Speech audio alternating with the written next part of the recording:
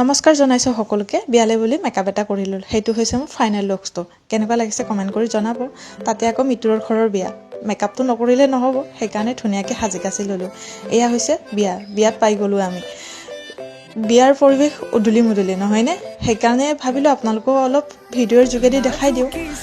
কাৰণ আমি আহোঁতে ইমান এটা মানুহ নাছিলে তো এয়া দেৰি হৈছে ৮টা বাজি গৈছে সেইকাৰণে মানুহবিলাকো আহি আছে কাৰণ আমি আহাটো অলপ সোনকাল হ'ল যেহেতু ৰুমত আকৌ ঘূৰিব লাগিব সেইকাৰণে খাই বৈ আহি অলপ বহিলোঁ এয়া মই মা আৰু ভণ্টি দুজনী এয়া হৈছে নেক্সট ডে ৰাতি মই ইমাৰ্জেঞ্চি ঘৰত যাব লগা হ'ল কাৰণ মাক ঘৰত থ'ব লগা হ'ল যেহেতু মা মোৰ ওচৰত আহিছিলে সেইকাৰণে ৰাতিপুৱা আহি পালোঁ ঘৰলৈ আৰু ঘৰৰ এই নেমুকিজোপা দেখা পাই কেনে মায়ে ক'লে দুটামান লৈ যা কাৰণ লৈ যাবই লাগিব যিহেতু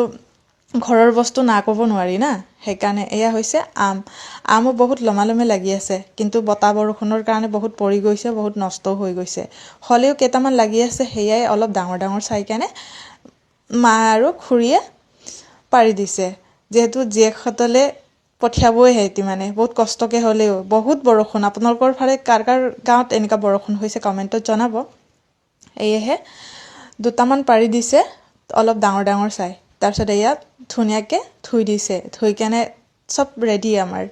যিহেতু ঘৰৰ জলকীয়া কেইটামান লৈ যাব দিছে মই ভাবিলোঁ অলপ ভিডিঅ' কৰোঁ আৰু দুটামান লৈ যাওঁ কাৰণ ঘৰৰ বস্তু বুলি ক'লে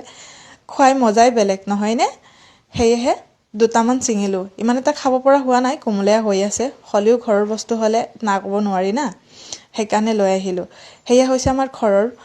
পদূলিমুখৰ পৰিৱেশ ফুলজোপা দেখা পাই কেনে বহুত মানে মনটো ভাল লাগি গ'ল সেইকাৰণে ভিডিঅ' এটা কৰি থৈ গ'লোঁ কাৰণ ঘৰৰ আপোন ঘৰৰ নিচিনা কোনোদিনে সেয়া ৰেডি মই গুৱাহাটীলৈ নিবলৈ এয়া আহি পালোঁ মই ৰুমত যিহেতু চব ভিডিঅ' কৰা নহ'ল সেইকাৰণে মুৰ্গী এটা দি পঠাইছিলে ভণ্টি আৰু মই যিহেতু ভণ্টি মোৰ লগত থাকে সেইকাৰণে এয়া মই চব যোগাৰ কৰি দিছোঁ যিহেতু সেইবিলাক ইমান এক্সপিৰিয়েঞ্চ নাছিলে আগতে কিন্তু চব শিকিব লগা হ'ল এয়া ফাইনেলি আমি কাটা চিঙাও হৈ গ'ল কাটাৰ পাছত এয়া ভণ্টিয়ে ক'লে অলপ চাইমত মানে পৰা পং চাকিব বোলে ঠিক আছে চাকা মই বোলে চাকিব দি কেনে মই বনালোঁ পচলা আৰু লোকেল মুৰ্গী আপোনালোকে বাৰু এনেকৈ খায়নে নাখায় কমেণ্টত জনাব দেই সেইকাৰণে এয়া বনোৱা এক্সপিৰিয়েঞ্চটো মোৰ ইমান নাই হ'লেও মানে চব শিকিব লগা হ'ল এয়া ফাইনেলি আমাৰ খাব পৰা হ'ল কালাৰটো কেনেকুৱা লাগিছে কমেণ্টত জনাব কিন্তু মই নিজেহে কৈছোঁ দেই বহুত টেষ্টি আছিলে সেয়া আমাৰ তিনিজনীয়ে 3টা গ্লাছ লৈ কেনে খাব পৰা হ'ল তাৰপিছত এয়া ভাতৰ যোগাৰ হৈ গ'ল যোগাৰ হোৱাৰ পাছত আজিলৈ আহোঁ আকৌ লগ পাম